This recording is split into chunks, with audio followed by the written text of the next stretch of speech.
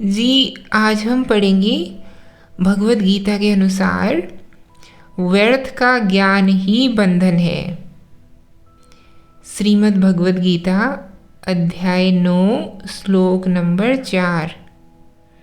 इसमें श्री कृष्ण कहते हैं कि मुझ निराकार परमात्मा से यह सब जगत जल से बर्फ तक परिपूर्ण है और सब भूत मेरे अंतर्गत संकल्प के आधार स्थित हैं, किंतु वास्तव में मैं उनमें स्थित नहीं हूँ।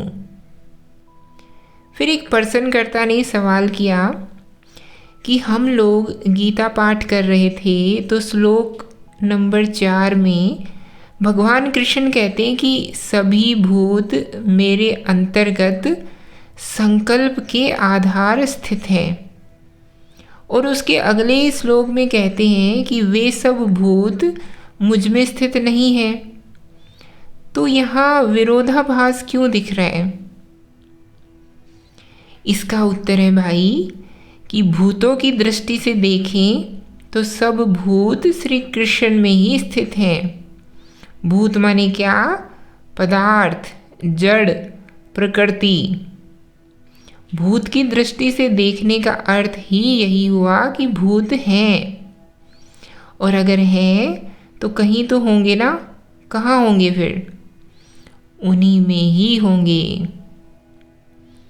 तो वो कहते हैं कि जैसे आसमान में वायु व्याप्त है, वैसे ही मुझ में समस्त भूत व्याप्त हैं। आकाश आता जाता नहीं है, लेकिन वायु झोंके लेती रहती है, बहती रहती है, कभी चल रही है, कभी नहीं चल रही है, कभी साफ है, कभी गंदी है। भूतों की दृष्टि से देखें तो भूत हैं, और भूत हैं तो कहीं तो उन्हें होना पड़ेगा ना। तो वो कहाँ पे हैं? कृष्ण में हैं। और अगर कृष्णत्व के केंद्र से देखें तो कृष्ण मात्र है, बस भूत है ही नहीं, क्योंकि कृष्ण तो असंग है। तो फिर कैसे कह दें कि कृष्ण के भीतर भूतों का भी अवस्थान है? तो इसीलिए दोनों ही बातें सही हैं। बात यह है कि आप किस तल पर देख रहे हो। यदि आप जीव बनकर देखोगे तो कहना पड़ेगा कि मैं जीव हूँ और परमात्मा में स्थित हूँ। और आत्मा अगर बोलेगी तो वो कहेगी कि सिर्फ मैं मात्र हूँ, जीव है ही कहाँ। तो दोनों बातें बिल्कुल ठीक हैं, बस बोलने वाले का अंतर है। श्रीमद् भगवत गीता अध्याय 9 श्लोक नंबर 5। यह विज्ञान सहित ज्ञान सब विद्याओं का राजा, सब गोपनीयों का राजा, अति पवित्र, अति उत्तम, प्रत्यक्ष फल वाला, धर्मयुक्त, साधन करने में बड़ा सुगम और अविनाशी है। तो प्रश्नकर्ता ने सवाल किया, तो इस श्लोक में उन्होंने विज्ञान की चर्चा की है और कुछ अगले श्लोकों में कर्म पर चर्चा की है। तो एक विज्ञान बताया गया है कि कैसे यह सारा प्रकृति में ही चल रहा है, लेकिन मैं इस विज्ञान से आज के समय में कैसे लाभ ले सकता हूँ? तो इसका उत्तर है कि अध्यात्म की भाषा में विज्ञान का वह अर्थ नहीं होता जिसको आप साइंस में अनुवादित कर सकें। अगर आप उपनिषदों के पास जाएंगे तो वो मन के कोशों की बात करते हैं। तो उनमें अन्नमय कोश, प्राणमय कोश, फिर मनोमय कोश और फिर विज्ञानमय कोश आता है। विज्ञानमय कोश से तात्पर्य है कि किसी तरीके का बंधा हुआ, सधा हुआ ज्ञान, आयोजित ज्ञान। विज्ञान से अर्थ आप साइंस से मत ले लीजिएगा। ज्ञान ही जब और व्यवस्थित हो जाए, आयोजित हो जाए, तो अध्यात्म की भाषा में वह विज्ञान कहलाता है। और अब आप पूछ रहे हैं कि आपके काम का कैसे है, तो कह तो रहे हैं कि यह सब विद्याओं का राजा, सब गोपनीयों का राजा, अति पवित्र, अति उत्तम, प्रत्यक्ष फल वाला, धर्मयुक्त, साधन करने में बड़ा सुगम और अविनाशी है। तो ये सब लाभ है उसके। फिर प्रश्नकर्ता ने कहा कि क्या मात्र इसी ज्ञान से? इसका उत्तर है कि नहीं, मात्र इसी नॉलेज से नहीं। उदाहरण के लिए कि आपको सेब खाने की ज़रूरत है, तो फिर आप यह ज्ञान खुद ही इकट्ठा करने चले जाओगे ना कि सेब मिलता कहाँ है और कितने रुपए में मिलते हैं। तो जब श्री कृष्ण कह रहे हैं कि यह ज्ञान ज्ञानों में सर्वोपरि है, तो उनका अर्थ यह नहीं है कि यही ज्ञान लेकर रुक जाना है। उनका अर्थ है जिसको आध्यात्मिक ज्ञान मिल गया, वह फिर यह भली भांति समझ जाता है कि ज्ञान भी कौन सा हासिल करने लायक है। नहीं समझे बात को? ज्ञान में भी तो बड़ी विविधताएं होती है ना। यह जान लो कि वो जान लो कि ये जान लो। जानते तो सभी हैं, नादान तो कोई नहीं है। लेकिन दिक्कत ये है कि हम सब व्यर्थ की चीज़ें ही जानते रहते हैं। हमारा यही हाल है ना कि सब जो मूर्खतापूर्ण बातें होती हैं उन्हीं का हमें खूब ज्ञान हो जाता है, उन्हीं से हमारा पूरा मन भरा रहता है। सही बात हमें पता ही नहीं होती।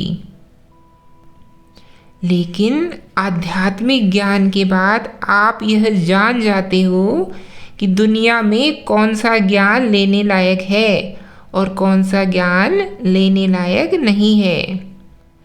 तो आध्यात्मिक ज्ञान लेने का मतलब यह नहीं है कि अब और किसी ज्ञान की आपको ज़रूरत नहीं पड़ेगी। आध्यात्मिक ज्ञान लेने का मतलब है कि अब आपको वह कसौटी मिल गई जिससे आप यह जान सकोगे कि आगे और कौन सा ज्ञान लेना है। समझ रहे हो बात को? किसी लाइब्रेरी के मैनुअल की तरह होता है अध्यात्म। आजकल जिस तरह के पुस्तकालय होते हैं उनमें किस तादाद में किताबें होती हैं, कितनी किताबें होती हैं? आजकल का जो आम पुस्तकालय होता है उसमें असंख्य होती है ना, क्योंकि अब मामला ऑनलाइन हो गया है और एक लाइब्रेरी दूसरी लाइब्रेरी से अब कनेक्टेड है। तो अब यह अनिवार्यता या सीमा भी नहीं रही कि हार्ड कॉपी लाइब्रेरी में उपलब्ध है या नहीं है। हार्ड कॉपी मिली तो मिली, नहीं तो सॉफ्ट कॉपी होगी। और सॉफ्ट कॉपी अगर वहाँ के लोकलाइज्ड सर्वर पर नहीं है तो कहीं किसी और सर्वर पर रखी होगी, दुनिया भर में कहीं भी होगी। तो लाइब्रेरी में जो सर्वर होता है वो आपको कनेक्ट करके खोज करके बता देगा कि यह किताब अमुक जगह पर है या इस जगह पर है, और इस तरीके से आपको मिल सकती है। या तो फलानी मेंबरशिप ले लीजिए, यह कर लीजिए, कोई कुछ विधि बताएगा, कोई कुछ करेगा, लेकिन आपको किताब मिल जाएगी। तो अब आप मुझे ये बताइए कि पुस्तकालय में किताब का होना बड़ी बात है या उस सॉफ्टवेयर का होना बड़ी बात है जो आपको बताए कि किताब कहाँ पर है? क्योंकि किताबें तो सब हैं, कोई किताब नहीं है जो उपलब्ध नहीं है। किताब माने ज्ञान, तो पुस्तकालय संसार है। हर तरह का ज्ञान दुनिया में तुम ले सकते हो। उसमें घटिया से घटिया ज्ञान भी शामिल है और ऊंचे से ऊंचा ज्ञान भी शामिल है। दाईं तरफ का भी शामिल है और बाईं तरफ का भी शामिल है। दुनिया के हर क्षेत्र का ज्ञान है जो उपलब्ध है आपको। भाई ये इंफॉर्मेशन टेक्नोलॉजी का युग है ना, तो जिस तरह का ज्ञान चाहिए आपको मिलेगा। और यही आपकी बदकिस्मती है, क्योंकि ज़िंदगी कितनी है, छोटी सी है, और ज्ञान कितना है, अति विस्तृत, बहुत सारा। तुम पूरी ज़िंदगी भी ज्ञान लेते जाओ तो भी दुनिया भर का ज्ञान ले सकते हो क्या? नहीं ले सकते ना। इसीलिए अध्यात्म की आज और ज़्यादा ज़रूरत है, ताकि तुम्हें यह पता लग सके कि कौन सा ज्ञान लेने लायक है और कौन सा ज्ञान लेने लायक नहीं है। व्यर्थ का ज्ञान ही बंधन बनता है। शिव सूत्र याद है ना, ज्ञानम बंध, ज्ञान ही बंधन है। बंधन और थोड़ी ही कुछ है, तुमने बेकार का ज्ञान इकट्ठा कर लिया, वही तो तुम्हारा बंधन है ना। तो अध्यात्म इसलिए ज़रूरी है कि ज्ञान इकट्ठा करने से पहले तुम ये जान पाओ कि कौन सा ज्ञान लें और कौन से ज्ञान की तरफ देखें भी नहीं। अध्यात्म वह ज्ञान है जो आपको बताता है कि कौन सा ज्ञान लो और कौन सा ज्ञान तुम्हारे लिए व्यर्थ है। क्योंकि हर जगह कुछ ना कुछ है जानने के लिए, और हमें पता ही नहीं है कि क्या जानने योग्य है और क्या जानने योग्य है ही नहीं। तो फिर नतीजा यह निकलता है कि हमें जो ही कुछ मिलता है हम उसमें उत्सुकता दिखाना शुरू कर देते हैं। जैसे कि आप नाई की दुकान पे गए और वहाँ आप बाल कटा रहे हो, बड़ी लंबी कतार है। अगर रविवार को गए हो तो आपको बैठा भी देते हैं, और आपके सामने बहुत तरह की बेहूदी किताबों का एक पुलिंदा रख दिया जाता है। वो बहुत ही पुरानी पुरानी होती हैं। तमाम तरह की फिल्मी गॉसिप की पत्रिकाएं आपके सामने रख दी जाती हैं, और वो भी 3, 4, 5 साल पुरानी बस पड़ी हुई हैं। तो फिल्मी पत्रिकाएं होंगी और ये होगी और वो होगी, और जो मुफ्त की पत्रिकाएं हैं जो एयरलाइंस में दे दी जाती हैं, उनको कोई उठा लाया है चुरा कर, तो वो भी वहाँ रख दी गई है। तो वो सब वहाँ पड़ी हुई हैं, और किसी आदमी को वहाँ घंटे भर इंतज़ार करना है बाल कटाने के लिए। तो अब आप पता है क्या पाओगे कि पढ़ा लिखा आदमी होगा और बाल कटाने आया है, लेकिन वो कर क्या रहा है? अब वो बैठ करके वही 4 साल पुरानी फिल्मी गॉसिप की पत्रिकाएं चाट रहा है, उनको पढ़ रहा है। तो हम ऐसे ही हैं। हम में जरा भी विवेक, जरा भी डिस्क्रिशन नहीं है कि कौन सा ज्ञान लेने लायक है और कौन सा ज्ञान बिल्कुल भी स्पर्श करने लायक नहीं है। हमें जो ही चीज़ मिलती है हम उसी में उत्सुक हो जाते हैं। यह बड़ी से बड़ी दुर्बलता और बड़े से बड़ा पाप है कि आपके कान हमेशा खुले हुए हैं कुछ भी सुनने के लिए। आप सोचते हो कि जो आप सुन रहे हो वो आपको ताकत देगा। यही कहते हैं ना हम कि नॉलेज इज़ पावर। आप सोचते हो कि और सुन लो और सुन लो, जो भी कुछ सुन रहे हैं उससे कुछ लाभ ही होगा। लेकिन भाई सच तो ये है कि आपकी जीवन की जितनी दुर्बलताएं हैं वो आपके द्वारा इकट्ठे किए गए व्यर्थ के ज्ञान के कारण ही हैं। जिस ज्ञान पर आपको अपना कान नहीं धरना चाहिए था, आपने उस ज्ञान को बिल्कुल अपने मन के केंद्र में जगह दे दी है। जो बातें आपको बिल्कुल भी पता नहीं होनी चाहिए थी, वो बातें आपको क्यों पता है? आवश्यकता क्या है उनकी? मान लो आपका बेटा आईआईटी या जेईई की तैयारी कर रहे हैं, और अगर वो कहे कि पापा मुझे ना पता ही नहीं है कि टीवी में कौन से सीरियल चल रहे हैं, तो क्या आप उसे डांट दोगे कि तू तो बड़ा मूर्ख है, बड़ा अज्ञानी है?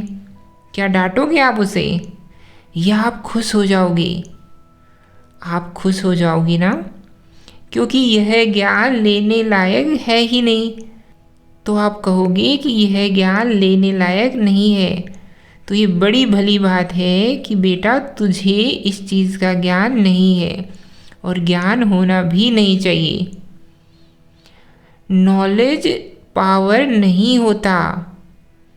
दुनिया को लगता है कि नॉलेज इज़ पावर, लेकिन यदि आप तात्विक दृष्टि से देखें तो only right knowledge is power, wrong knowledge is bondage, wrong knowledge is great weakness. सही ज्ञान ही शक्ति है, गलत ज्ञान बंधन है और बहुत बड़ी कमजोरी है। जितना जरूरी है सही को जानना, उतना ही जरूरी है व्यर्थ को न जानना। कमजोर से कमजोर आदमी वो है जिसकी व्यर्थ में उत्सुकता है। इसीलिए कृष्ण यहाँ पर कह रहे हैं आरंभ में ही, अध्याय के बिल्कुल आरंभ में ही कह रहे हैं कि जिसने यह ज्ञान ले लिया उसको अब ज्ञानों का ज्ञान मिल गया, उसको उच्चतम ज्ञान मिल गया। क्योंकि यह ज्ञान लेने के बाद अब वह व्यक्ति व्यर्थ का ज्ञान लेगा ही नहीं। अब आगे वह वही ज्ञान ग्रहण करेगा जो मुक्ति की दिशा में उपयोगी और फलदायी होगा। बाकी सब बातों को वो सुनेगा ही नहीं, उनमें ध्यान ही नहीं देगा। बात आई समझ में?